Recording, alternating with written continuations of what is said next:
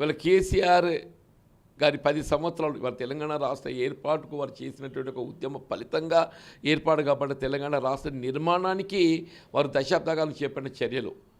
ఇవాళ మీరు ఈ పథకాలు చూస్తే రైతాంగాన్ని పెట్టుబడి సమకూర్చడం జాతీయ స్థాయిలో ఇక్కడ లేదు అంటూ నేను.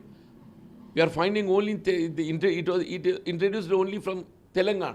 బీజేపీ కంటే బీఆర్ఎస్ బెటర్ అనుకునే నిర్ణయం రాష్ట్ర స్థాయిలో డెఫినెట్లీ కాంగ్రెస్ పార్టీని గద్దె దించడానికి బీఆర్ఎస్ఏ బెటర్ పార్టీగా భావిస్తున్నారు. ఎప్పుడు జైన్ కాబోతున్నారు నిర్ణయానికి వచ్చారా? ఎప్పుడు జైన్ కాబోతున్నారు? కేటీఆర్ కూడా మీతో మాట్లాడినట్టుగా తెలుస్తుంది కదా, ఏం సంభాషణ ఏంటి? అది వాళ్ళ కేటీఆర్ గారు ఏదైతుందో ఇవాళ వారు వస్తున్నారు ఒక విధంగా ఏదైతుందో అంటే పార్టీలో చేరికకి సంబంధించి వాళ్ళ పార్టీలో కలిసి ప్రయాణం చేయటానికి వారు ముందుకు రావటము ఐఎమ్ రియల్లీ వెల్కమింగ్ ఇట్.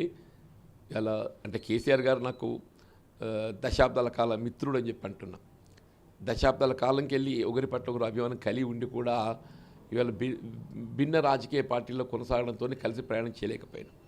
ఇవాళ ఈ మారిన పరిస్థితులలో మళ్ళీ కేసీఆర్ గారి నాయకత్వంలో పనిచేసేటువంటి ఒక అవకాశం వస్తున్నందుకు నేనైతే సంతోషంగా భావిస్తున్నా. మరి జాయినింగ్ ప్రొసీజర్ డేట్స్ ఇవన్నీ కూడా ఏదైతుందో ఇవాళ కేటీఆర్ గారు వచ్చిన తర్వాత వారితో చర్చించిన తర్వాతే నిర్ణయం అవుతామని చెప్పని భావిస్తున్నాను. బీఆర్ఎస్లో కీలక పదవి ఇస్తామని చెప్పి హామీ ఇచ్చారా, లేకపోతే బీఆర్ఎస్ ప్లీనరీ కూడా జగిత్యాల నిర్వహిస్తారు? అటువంటి ఒక చర్చలు లేవు.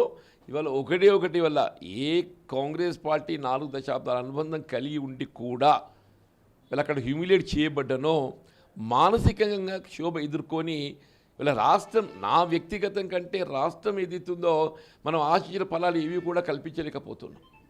ఆ ఆశించిన ఫలాలు ఏవి కూడా కల్పించలేని పరిస్థితులలో మళ్ళీ తిరిగి ప్రజలు కోరుకుంటున్నారు కేసీఆర్ గారి పాలన కావాలని. ఇలా ప్రజలు కేసీఆర్ గారి పాలన కావాలని కోరుకుంటున్నారు.